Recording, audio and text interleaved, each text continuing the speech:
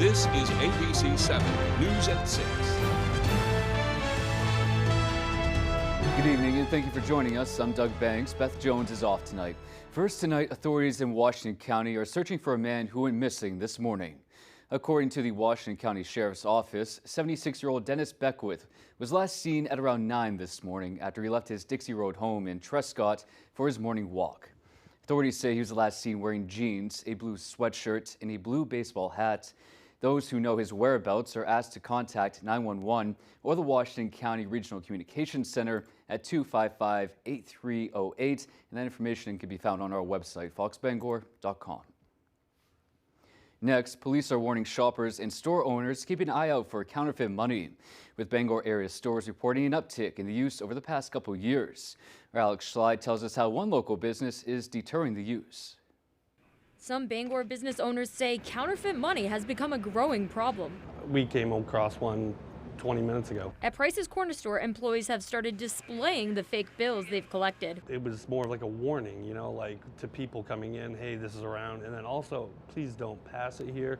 Employees say they've seen everything from fake $2 bills to counterfeit $100 notes. They say many fake bills are labeled, quote, for motion picture purposes. I don't know where they're getting it from, but it is movie prop money, and that looks good enough for the movies, so it gets by some people. While others are often missing security features found in legitimate U.S. currency. Rigid edge on their collar.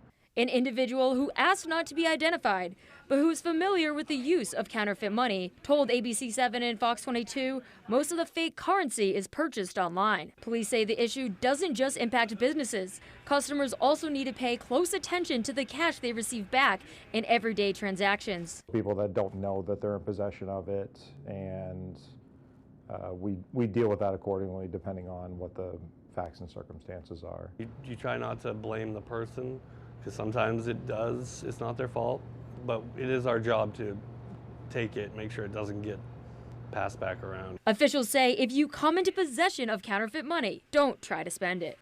You might get some through, but you're just going to hurt people. This is a family business, and I've been with them for a while. They've treated us amazing. All my coworkers, we love each other, so it feels like you are taking out of our pocket, you know? We have compassion. Just please don't steal. It just feels like a little bit of a knife in the back at times. In Bangor, Alex Schley for ABC 7 and Fox 22 News. In other news, a man from the town of Liberty is facing charges following an alleged altercation at the Liberty Town Hall.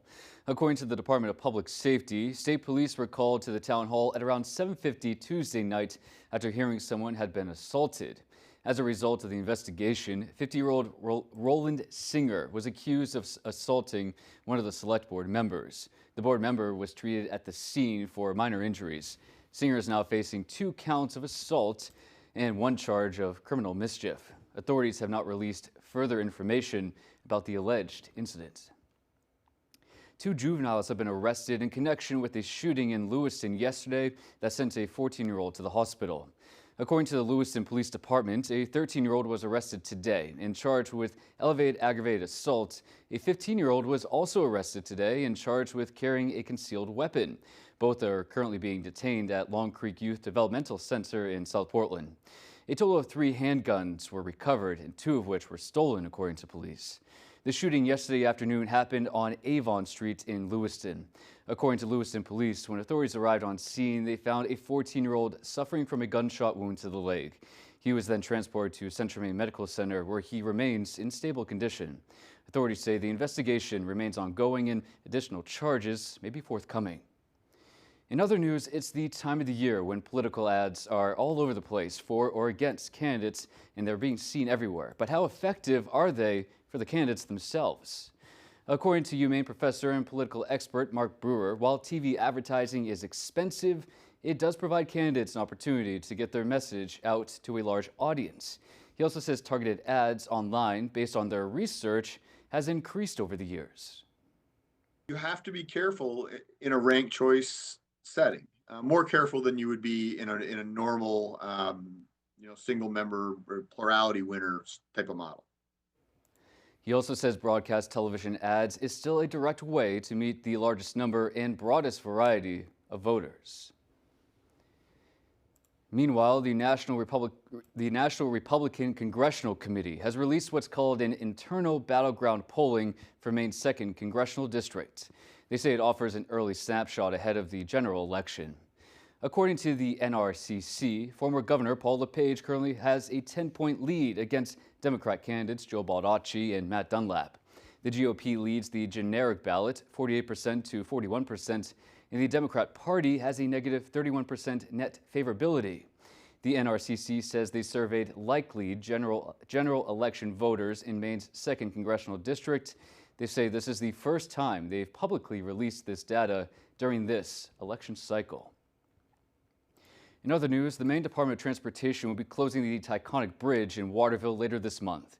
It will be closed to traffic starting May 26th and will remain closed until June 29th.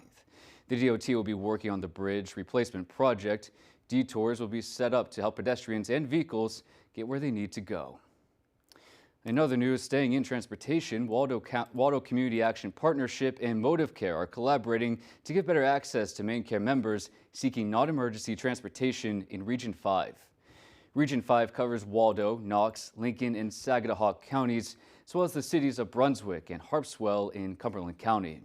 Motive Care is the non-emergency transportation provider for Maine Care and its members. Officials say the partnership between Waldo CAP and Motive Care is designed to support Maine Care members while remaining accountable to Maine DHHS standards.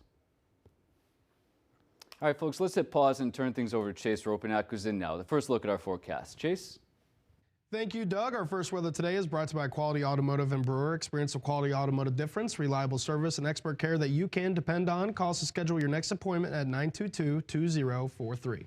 All right, as we see out there for today, mid-50s, mid to upper 50s along the coastline. A little bit more cloud cover out there. That's keeping you in the upper 40s and low 50s up north. And yes, a few showers out there for today, but a lot of virga here in the Bangor region, keeping us dry out there with the cloud cover over us. But a lot of that cloud cover will get out of here for tonight. You'll see decreasing cloud cover. As we head into your Saturday, we're going to switch that. We'll see increasing cloud cover throughout the day. Up until about noon, you'll still see plenty of sunshine, helping us warm near 60 by noon. But then here comes that cloud cover with some afternoon showers. That's going to be arriving right around 5 to 6 o'clock, mainly for Bangor and our coastline. The coastline will be the main areas getting wet for tomorrow evening. So taking a look into overnight tonight, as I said, decreasing clouds out there. Winds are going to go calm for tonight. That'll drop lows back into the low to mid 30s for tonight. Doug? Good to know, Chase. Thank you for that report. We'll see you later on the broadcast. Folks, still to come here on ABC 7 News at 6. Our Alexa Kennedy was in Orono to highlight farewell festivities for UMaine graduates. Those stories and more as ABC 7 News at 6 continues. Hi, I'm Jonathan Bush, and I know what you're thinking, not another Bush, but hear me out. I'm not a politician or a lobbyist. I'm a veteran, an entrepreneur who created over 900 jobs in Maine. And as governor, I'll take a sledgehammer to Janet Mills' wasteful spending. I'll slash your taxes, property, and income, and put the Democrats' woke policies in the shredder. I'm Jonathan Bush. It's time for a... Johnny, don't touch the shredder! You can't see third-hand smoke, but you may smell it. Third-hand smoke is toxic chemicals left behind by smoking and vaping. These chemicals stick to surfaces in your home and car and linger for years. They're on floors, furniture, toys. Everywhere children and pets touch and play. What you can't see can still cause harm. Protect your family from third-hand smoke. Visit MaineQuitLink.com to learn the risks. Kirk Fisher is a motorcycle attorney with first responder experience. He protects fellow riders and those in danger, fighting fires and fighting for your rights. Experienced, determined, and dedicated. Iron Horse Motorcycle Lawyers. Look for motorcycles, or Kurt Fisher will be looking for you. Diabetes isn't a death sentence, but it is absolutely a life sentence, and you have to figure out how you're going to keep your kid alive. So when you find somebody from the government that's on your side, and it happens to be Susan Collins at the same time, that was just magnificent. After the meeting in Portland for my wife and son, my wife came back. She was 10 feet tall. She'd felt seen, she felt heard, and she felt like we had a powerful advocate on our side. It was a big step towards healing. Thank you, Senator Collins. Please continue delivering for T1 families. You're watching ABC 7 Bangor.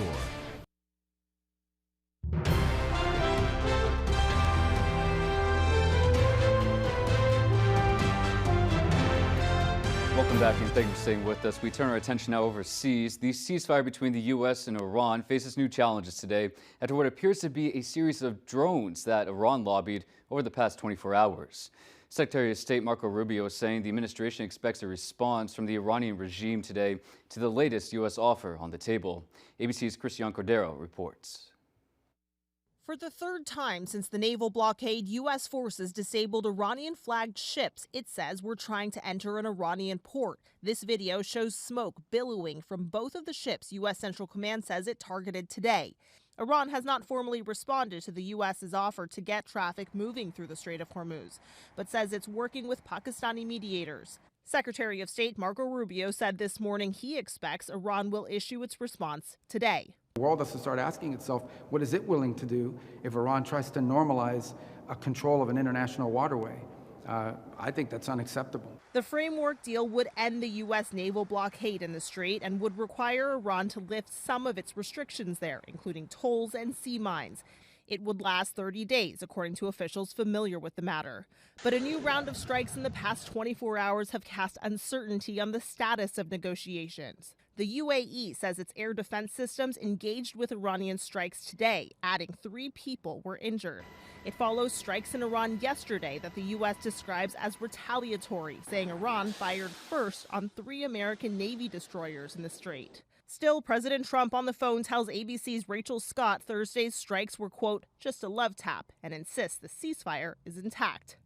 I'll let you know when there's no ceasefire. You won't have to know. If there's no ceasefire, you're not going to have to know. You're just going to have to look at one big glow coming out of Iran. Iran's foreign minister responded to the back and forth strikes on social media, writing, quote, every time a diplomatic solution is on the table, the U.S. opts for a reckless military adventure, adding Iran will not bow to pressure. Cristian Cordero, ABC News, Washington. Folks, still to come here on ABC 7 News at 6. Governor Janet Mills honors Maine broadcasting legend George Hale with his own day. And in sports, Hudson took on Thomas in the NAC softball tournament this afternoon. That story is right after the break. Who is the real Graham Plattner? He calls rural Mainers stupid and racist. Plattner says some Maine lobstermen are drug-addicted pieces of shit. He blames Maine's women for getting raped because he says they get up drunk. Graham Plattner even bragged about a Nazi tattoo on his chest. He calls it eminently reasonable. That's the real Graham Plattner. To be continued. Pine Tree Results Pack is responsible for the content of this advertising. Spring is here and the rebates are huge with Valley Home Services. With the quiet and efficient Fujitsu Airstage units, there's never been a better time to buy. And with Efficiency Main rebates up to $9,500. Plus, Valley Home is offering an additional promotional discount of $750 per system until May 31st. Best of all, everyone qualifies for a rebate even if you've received one before. Spring into home comfort and incredible rebates with Valley Home Services. It takes a special person to be a nurse.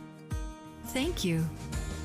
Miller's Workshop in Brewer honors all nurses with 20% off scrubs and Dansko footwear through May 12th. Skudik & Bloom, a full-service, custom-designed florist, Main Street in Winter Harbor. We can deliver one-of-a-kind, full-color flower arrangements by custom floral designer me, Pam. Delivering to Ellsworth and surrounding areas for any occasion. Please visit SkudikandBloom.com or call 844-SKUDIK. When the morning light hits Maine, start your day with Good Morning Maine. Craig Colson, Janessa Bishop, by your side, bringing the stories that matter statewide. Local news and the forecast ahead. Wake up informed, ready to go on ABC 7 and Fox 22.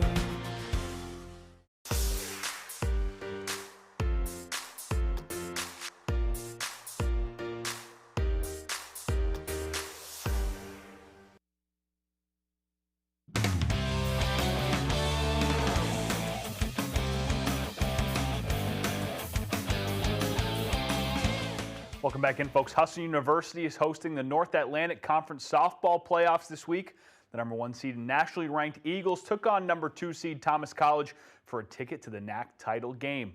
7 innings to find out who will advance. Eagles open the scoring in the first. Loaded bases and a ball 4 sends Cameron King home to make it 1-0. Terriers end the frame with an out from Megan Oberholzer.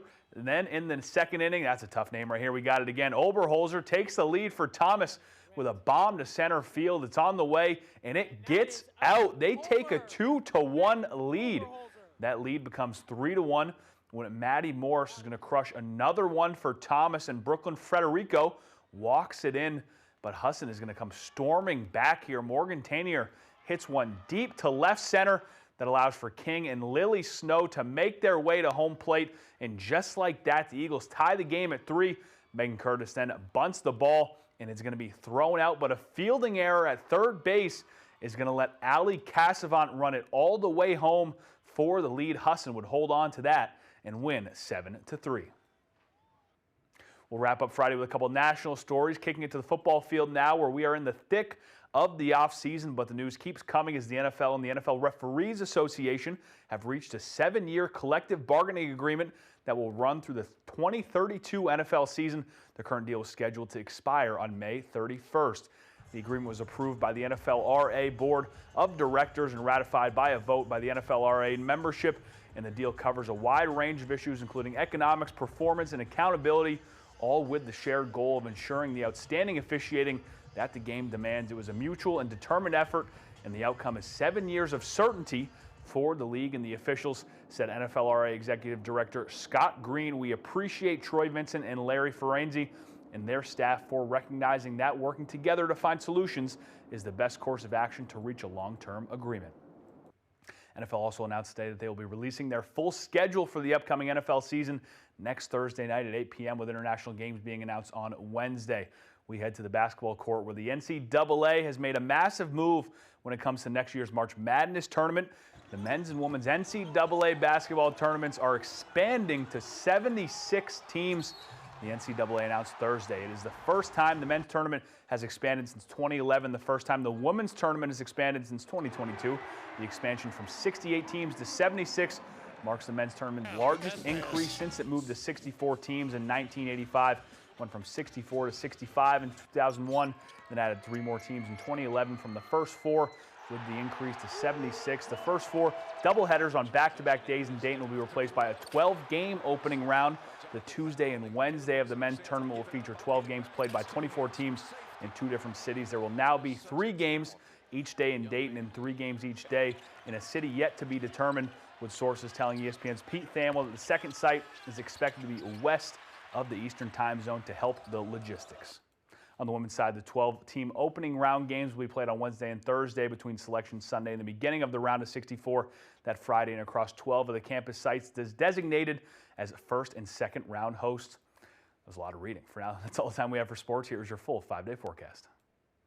Thank you, Jack. Your evening weather today is brought to you by Silva's Towing in Old Town, serving Penobscot County and beyond. All right, as we saw for today, those highs hanging out in the mid-50s here in Bangor. A few of us did reach 60. You saw 61 in Sanford all the way down to the southwest, but a bit cooler up to the north for today. Up to our northeast is where we saw a few showers out there, staying pretty light, but upper 40s and low 50s throughout Greenville, Clayton Lake, and Presque Isle for today, with a few of us a little bit warmer further down south. But many of us for tonight are going to be falling right down into the low to mid-30s after we have some clear skies and calm winds for tonight. Into tomorrow, though, we'll see a nice surge of warm air right up until noon. This will be reaching near 60 for tomorrow. Many of us further north will see that as well. But then more cloud cover will make its way in throughout the rest of the day, with a chance for a few afternoon and evening rain showers in the Bangor and coastal regions. So check out these temperatures, right? Pretty uniform throughout this week. We will see that dip in temperatures Monday, but not so much now. We're looking to stay in the mid-50s. That front looks to be a little bit further south, allowing a little bit more sunshine throughout the day Monday. So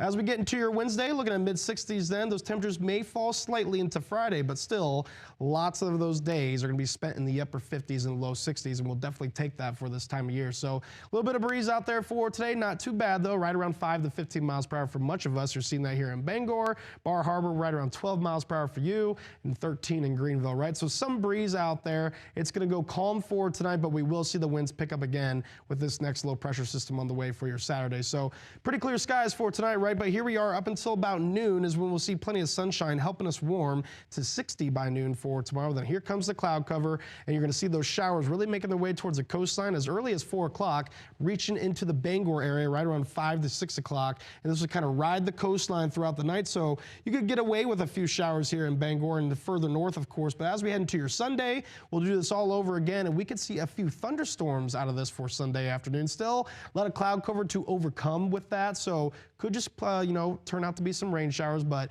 we can see enough energy build for a few rumbles of thunder heading into your Sunday afternoon. So taking a look into tonight, we got lows in the low to mid 30s, partly cloudy skies, winds are calm, right? So going to be a bit chilly out there for tonight, but a nice surge of warm air before some more afternoon showers. That'll bring us near 60 for tomorrow, but then the increasing cloud cover will arrive afternoon, and then you'll see that chance for some rain showers here in Bangor right around that 5 to 6 p.m. time frame for tomorrow evening. So taking a look at your extended forecast, we got the rain chances for tomorrow evening and a chance for some thunderstorms possible on Sunday. Again, that's right around a 30% chance as it can be isolated and up to the north as well. But Monday, that front will stall to our south. We can still see a few showers along the coastline and over to the eastern portion of the state. Much drier by Tuesday and the Wednesday, and temperatures look to improve. We'll see low to mid 60s then. Doug? Good to know, Chase. Thank you for that report. Folks, we'll have more news after the break. Stay right here. What does Graham Plattner think of rural Mainers? He calls them stupid and racist.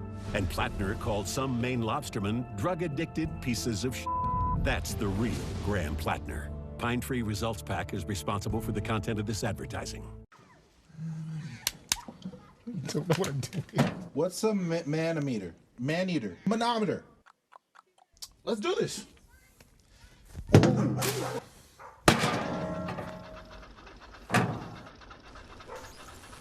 Help! Send someone. I can't do this anymore. Is it supposed to make that noise? Definitely not, but we can fix it. Okay. Do you take propane tank? Anything goes. How about cardboard? Anything goes. How about old rug? Yeah, anything goes. So this too?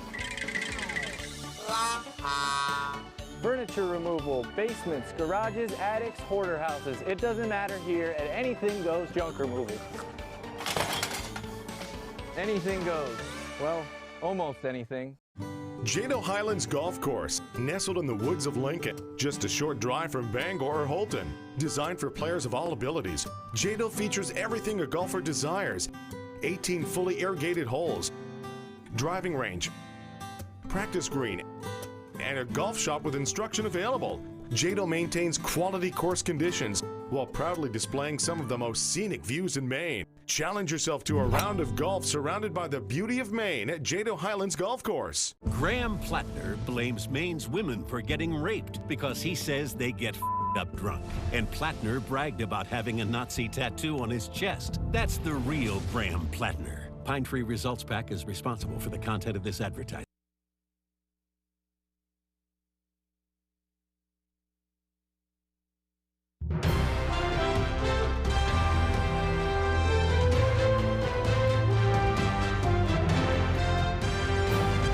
Welcome back. A battery distributor recalled hundreds of thousands of lithium batteries over an injury risk for children. The recall, also known as 2BAT Inc., includes more than 312,000 lithium coin battery packs. The Consumer Product Safety Commission reports the packaging pouches for the batteries are not child resistant as required under federal law and could be swallowed by children. The recall applies to batteries sold on Amazon from August 2023 through April 2026. The agency reports no injuries or incidents related to the products. Consumers are urged to immediately place the batteries in an area where children cannot access and contact the company for a full refund. A key artificial intelligence developer adds a new safety feature to help prevent others from possible self-harm. OpenAI, the parent of ChatGPT, has rolled out a new protection called Trusted Contact, an optional feature that lets adults choose a trusted family member, friend, or caregiver aged 18 years or older to be contacted if an enrolled user discusses self-harm with the chatbot.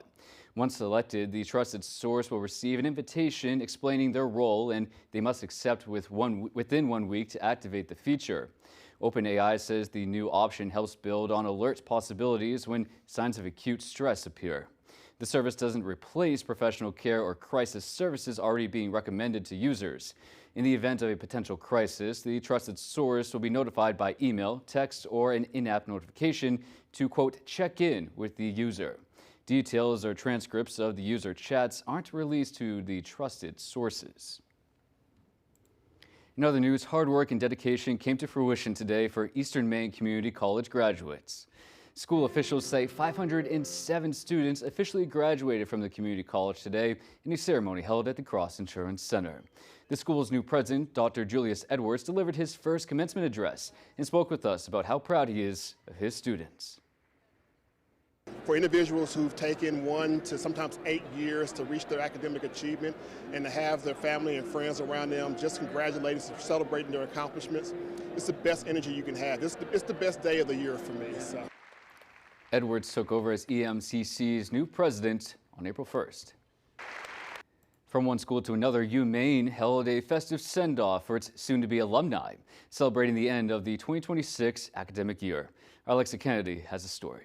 In celebration of the upcoming graduating class of 2026, UMaine held the second annual Hardy Maine Farewell Friday at the University Mall. The day-long event offered a variety of activities, including a photo booth, food trucks, music events, and goods exclusive to graduates. Hosted by UMaine Student Involvement and the UMaine Student Government, the celebration brought together graduates, family, and friends. We do Hardy Maine Hello when they first move in their first year.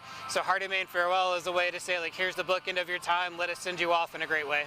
Outgoing UMaine Student Body President Keegan Tripp says the event began last year as a way for students graduating off campus to feel connected to the school. I think that people wanted something to bring them into the campus. We liked it so much. People had so much fun, and we said, well, why not do it every year? Tripp says the event evolved into a day for students to enjoy themselves before the chaos of graduation. It's just a great way to bring everyone together to celebrate us in an easy, relaxed way. Tripp says Hardy Maine Farewell is also a good opportunity for out-of-state students to enjoy the campus with their families. Especially for people who are from away, maybe don't know the campus too well, and their kid has been here for 4+ years. I think it's a really cool way to share that with them. In Orono, Alexa Kennedy, ABC 7 and Fox 22 News. In other news, a Lemoyne woman is being hailed as a hero after stopping an unattended vehicle that accidentally ended up in the middle of a major road. Tracy Weed was driving along Route 1 when a classic car circling the road backwards nearly hit her vehicle. The volunteer firefighter stepped in to stop the vehicle and save others from danger. At first, I know the gentleman who owns that car, and at first I was thinking, I hope his little boy isn't in the back seat. That was my initial thought. Mama mode poked in, and I just ran for the car and stopped it. Our Kelly Warren will have more on this story later tonight. Make sure you tune in. And finally here on the broadcast, today is May 8th, and it's a day that's been named in honor of a man who's a Maine staple. Governor Janet Mills has proclaimed May 8th, 2026 as George Hale Day. This is a celebration of the TV and radio broadcaster's career in Maine that has spanned more than 70 years. Mills says that George Hale is a Maine broadcasting legend whose voice has informed, entertained, and comforted generations of Maine people. Hale has been a staple of Maine sports for decades, covering everything from UMaine football to high school sports of all types and even harness racing. We here at ABC 7 and Fox 22 would like to salute George Hale for his years of being an example of what work ethic and good journalism looks like. He is one of a kind. And that is all we have for this evening. I'm Doug Banks, and from all of us here at ABC 7, a great rest of your evening. And for more of your local news, tune in on Fox 22 News tonight at 6:30. Tonight, the urgent effort to trace anybody who may have come in contact with the hantavirus. Some already back in the U.S. And what about Americans still on board the ship? Plus, gas prices still rising even with the latest proposal to end the war. World News Tonight with David Muir is the most watched newscast in America. I'm Jim with Lowry Law. Before she threatened us. The other stuff you don't know her for. She was there 3.5 years. You were there 4 months. Judgment for the plaintiff in the amount of $597. We're finished. Thank you. Parties are excused. You may step out. Judge Judy continues in a moment. And on the next Judge Judy. My opinion's the only one that counts.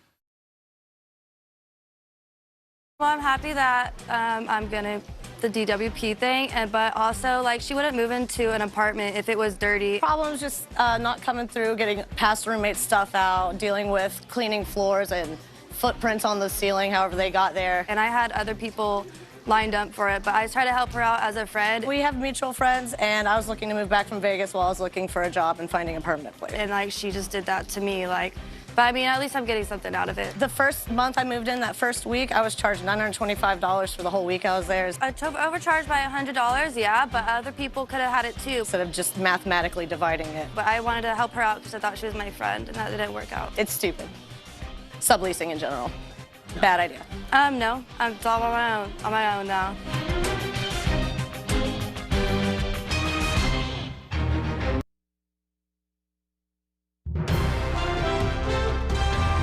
This is Fox 22 News Tonight. Good evening and thank you for joining us. I'm Doug Banks. Beth Jones is off tonight. First tonight, authorities in Washington County are searching for a man who went missing this morning.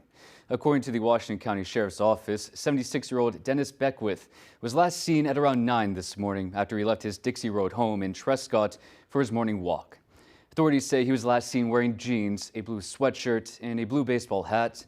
Those who know his whereabouts are asked to contact 911 or the Washington County Regional Communications Center at 255-8308. That information can be found on our website as well, foxbangor.com. In other news, police are warning shoppers and store owners to keep an eye out for counterfeit money, with Bangor area stores reporting an uptick in the use over the past couple years.